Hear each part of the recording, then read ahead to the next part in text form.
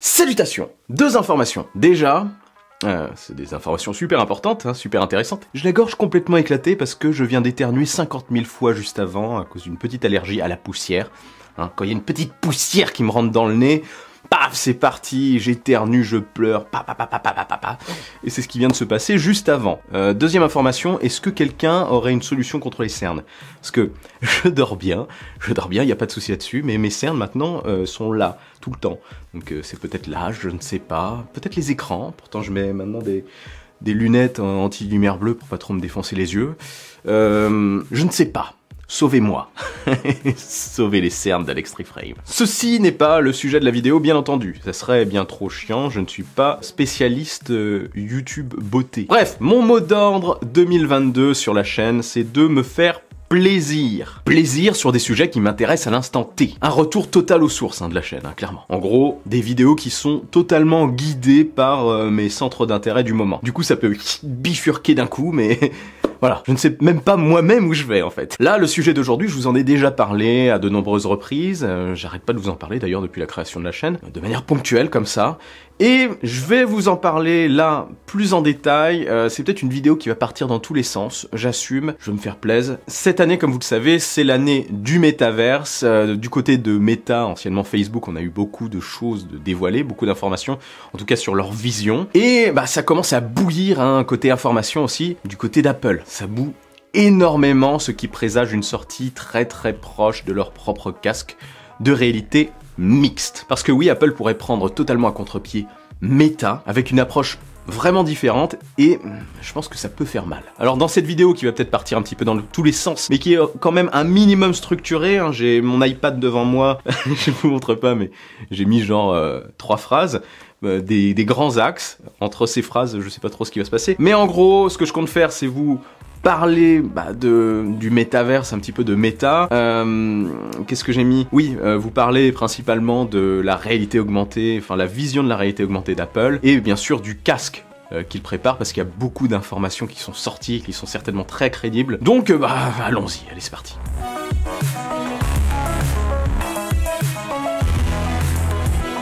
Alors, un choc des titans se profile. Je n'ai pas dit l'attaque des titans, hein, bien que ce soit le moment en ce moment, hein, la saison 4 partie 2 a recommencé. Enfin, ici, c'est pas l'attaque des titans, donc c'est un choc des titans. Calmez-vous. Enfin, ne vous calmez pas trop quand même, hein, parce que ça va envoyer. Un duel au sommet. Un duel au sommet, quel bruitage et effet spécial incroyable. Un duel au sommet entre Meta et Apple. Deux approches, deux visions. Qui l'emportera? Wait and see, comme disait le parrain dans le film de Martin Scorsese. Je crois qu'il a dit ça un jour. Wait and see. Non. Meta, anciennement Facebook, commence à être plutôt bien installé sur le secteur de la réalité virtuelle.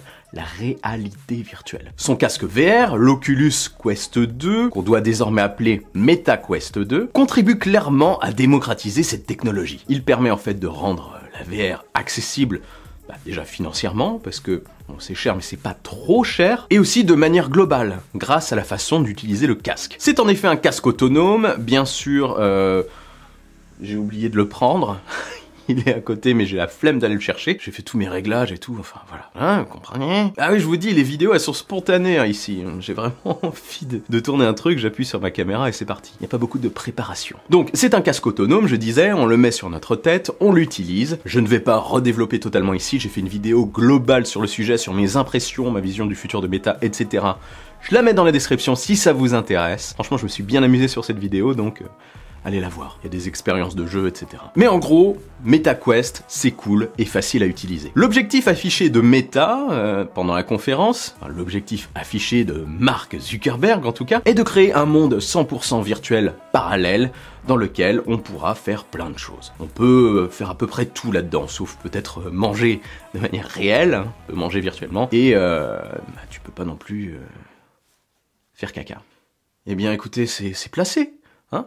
C'est placé dans la vidéo. Bonus de 100 points, merci. Donc, plus sérieusement, ce métaverse, parce que j'étais pas sérieux hein, juste avant, si vous en doutiez, ce métaverse doit, selon Meta, nous permettre de faire pas mal de choses, comme j'en ai parlé dans la vidéo. C'est-à-dire travailler, faire des réunions virtuelles. C'est quand même un peu plus abouti, j'en parle aussi dans la vidéo, que une simple visio. Il y a plus de possibilités. Après, ça permet aussi de travailler totalement dans le métaverse. Alors,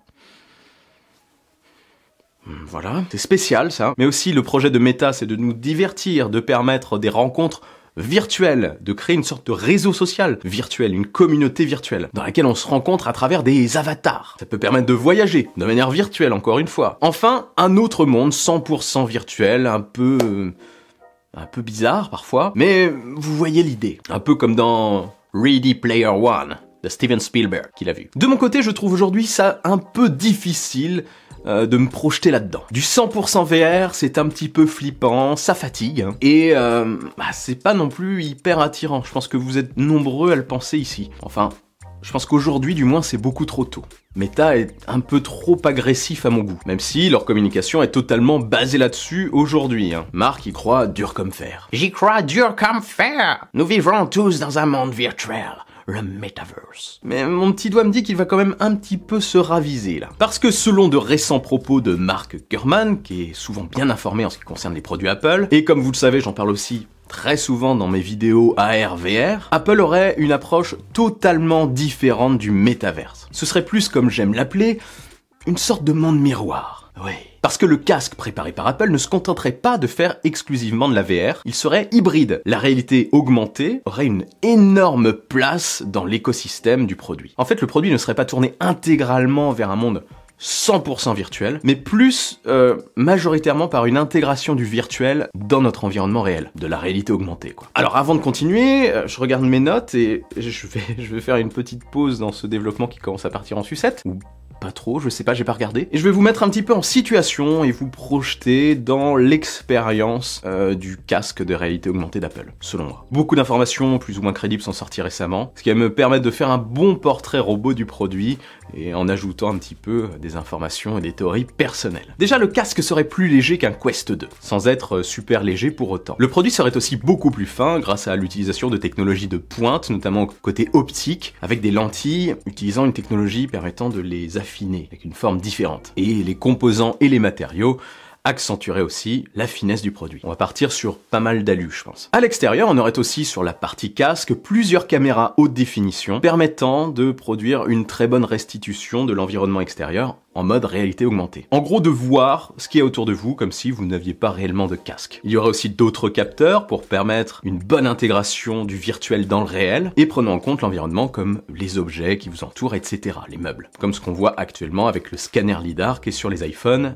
et les iPad Pro. Il se dit aussi qu'à l'inverse des casques qu'on voit actuellement, qui ont une partie parfois rigide ou une sangle ici et une sangle sur le dessus à cause de leur poids, et bien que le poids de l'Apple View, on va l'appeler comme ça, permettrait d'avoir une simple sangle élastique qui passerait derrière notre tête, permettant de mettre et de retirer très rapidement notre casque. Bon, après cette info est à suivre de près, on va voir. Le casque intégrerait aussi, selon certaines rumeurs, un système de refroidissement. Alors ça, j'ai trouvé que c'était vraiment très intéressant, parce que quand on utilise le Quest 2 pendant un moment, surtout sur des jeux où on doit bouger dans tous les sens, pour fendre des ennemis par exemple, ou à lutter contre des robots à coups de sabre laser, tuer des zombies, enfin ce que vous voulez, eh bien on a très chaud. Et moi j'ai tendance à dégouliner un petit peu au niveau du visage, après une longue session. Ça c'est le truc qui est pas très agréable. Donc un système de refroidissement, ça pourrait être une très très bonne chose. Sinon la partie affichage serait composée de 2 lentilles. Derrière ces lentilles on aurait 2 écrans 4K vendus comme de la 8K sur l'appareil par Apple, marketing oblige.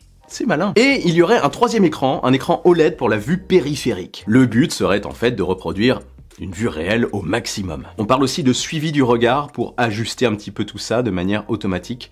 Ça serait bien. Et tout ceci serait bien sûr propulsé par une puce Apple maison, un truc bien puissant, ou plusieurs puces, enfin, on va voir, mais en tout cas, ça sera du 100% maison pour le pros. Un truc qui pourrait être relativement puissant. Après, oui, bien sûr, ça va coûter un bras, entre 1500 et 3000 euros, je pense.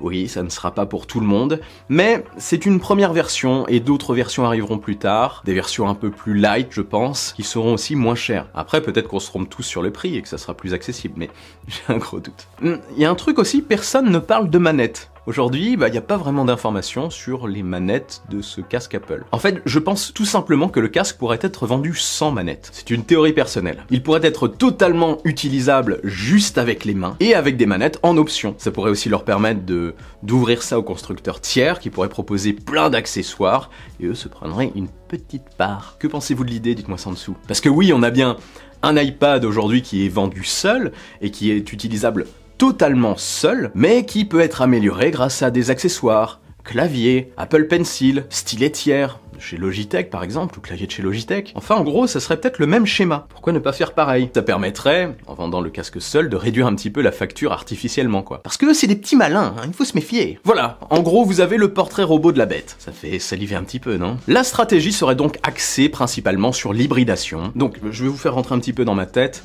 Imaginons un petit peu ce que pourrait être l'expérience de découverte de ce casque. Entrez dans mon cerveau. Je suis chaud là. Nous sommes en fin d'année 2022. Vous recevrez votre petit Apple View fraîchement commandé par chance, parce que il va être vendu, à mon avis, dans des stocks très restreints au début, enfin c'est ce qui se dit, et il y aura plus de stocks en 2023. Mais bon, vous aurez eu de la chance. C'est un produit que vous aurez attendu pendant de nombreux mois après un premier jet, une première petite présentation en juin lors de la WWDC 2022, la conférence des développeurs. Votre banquier vous aura d'ailleurs laissé plusieurs messages super en colère. Il menacera probablement de brûler votre maison, de kidnapper votre famille, enfin des trucs comme ça quoi. Quoi, il ne fait pas ça votre banquier? On doit pas avoir le même. Bon bref, continuons. Face à vous, après réception, vous sortirez donc ça du carton de livraison. Vous vous retrouverez face à une boîte sobre présentant le casque, comme pour tous les autres produits de la marque. Vous l'ouvrirez, découvrirez directement le produit avec son chargeur et un mini manuel d'utilisation. Enfin son chargeur ou juste son câble de charge. Ah ouais, c'est la mode en ce moment. Une seule chose à faire, enlever les plastiques, enfin les papiers de protection. On est dans le recyclage maintenant. Et vous n'aurez plus qu'à l'allumer et le mettre sur votre tête. Une synchro sera alors faite avec votre compte Apple. Synchro que vous pourrez faire manuellement avec le casque, avec des gestes, en tapant des choses peut-être. Après vous êtes connecté à Internet. Ou alors, votre iPhone ou votre iPad détectera directement le produit et vous permettra de tout synchroniser, comme c'est le cas déjà avec pas mal de produits de la marque. Rien à faire quoi. Et oui, avec le casque, ce sera de la réalité augmentée, donc techniquement, en le mettant, vous verrez totalement le monde extérieur. Ça sera pas un problème. Vous l'aurez sur la tête, vous aurez des options et vous aurez accès à votre iPhone.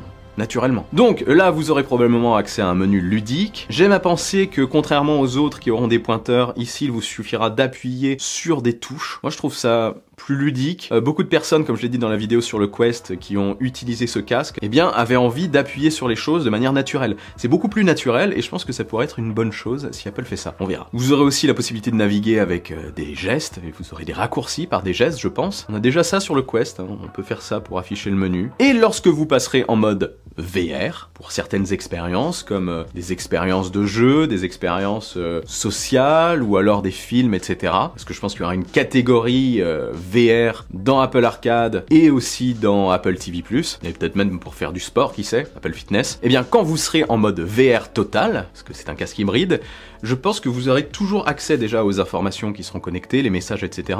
Mais aussi, je pense que Apple pourrait virtualiser intégralement ses produits, comme ils les ont conçus de A à Z. Et ça, c'est une grande force. Par exemple, dans une salle de réunion, il serait peut-être possible d'afficher virtuellement, dans une salle de réunion totalement virtuelle, notre Mac, avec une synchro totalement parfaite. Les claviers, pareil, etc. Tout sera synchronisé, en fait. Les AirPods, ça marchera nickel.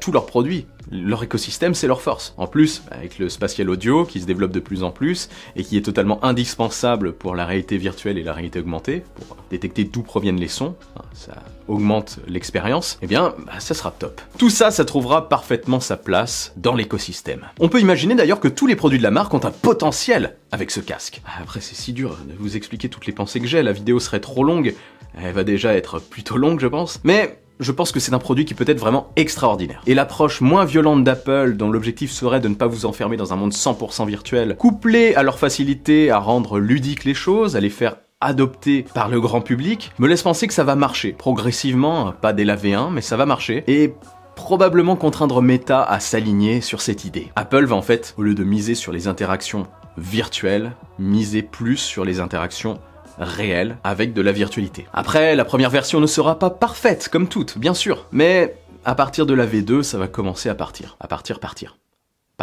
Ça va commencer à démocratiser le truc, quoi. Après, Meta va dévoiler prochainement son casque plus pro, un casque beaucoup plus cher, qui, si on en croit les rumeurs, sera aussi axé en partie vers la réalité augmentée, enfin avec une forte dimension AR. Je pense qu'il sera beaucoup moins cher que celui d'Apple en plus. Quoi qu'il en soit, la guerre va vraiment commencer courant 2022 et continuer au fur et à mesure des années, hein, c'est sûr. Chacun a son avantage. Meta a l'expérience, eh bien tout simplement des expériences sociales, des réseaux sociaux, des communautés, grâce à Facebook, Instagram et autres. Apple de son côté a une forte expérience en conception d'OS, hein. Ça fait des années qu'ils le font, ils arrivent à faire des choses ludiques et accessibles, faciles à utiliser, et ils bénéficient aujourd'hui d'un écosystème absolument monstrueux. Un écosystème totalement complet, hein, composé de pratiquement tous les produits tech qu'on peut attendre, et que Meta n'a pas du tout. Donc pour la compatibilité, pour rendre les interactions entre les produits beaucoup plus fluides, eh ben c'est un avantage, c'est sûr. Je vous dis vraiment, cette année et les prochaines années vont être absolument incroyables. Ça va être super intéressant dans ce secteur, en tout cas. Ça va être foufou. J'ai super hâte. Après, d'autres concurrents, parce qu'aujourd'hui je vous parle de Meta et d'Apple, mais d'autres concurrents vont probablement émerger. Est-ce qu'ils arriveront à se faire une place face à ces deux mastodontes? Je ne sais pas. Google a le potentiel. Microsoft a aussi le potentiel. La finalité est quand même difficile à prévoir. Ouais, je pense que Google pourrait se réveiller. Enfin, en tout cas, il serait temps. À moins qu'ils préfèrent juste, comme Microsoft, développer plus leur système logiciel, leurs services dans le métaverse de Meta et dans la solution d'Apple. On verra. De votre côté, dites-moi en commentaire ce que vous en pensez. Votre avis m'intéresse énormément. Quelle approche vous attire le plus? Celle de Meta, le 100% virtuel, ou celle qu'on attend du côté d'Apple, c'est-à-dire être un peu plus dans le réel, mettre du virtuel sur du réel, la réalité augmentée, avec des expériences VR de temps en temps, enfin quand on a envie de le faire. Enfin en tout cas c'est une grosse possibilité si on se fie à la stratégie de la marque, à son ADN, et aussi aux récentes rumeurs. Oula bref, grosse question, mais votre avis m'intéresse, vraiment. En attendant, n'oubliez pas le bon pouce à l'air qui claque, l'abonnement qui fait plaisir, je suis aussi sur Twitter et sur Instagram, vive la technologie, vive le futur, et surtout, là vraiment, n'arrêtez jamais de rêver.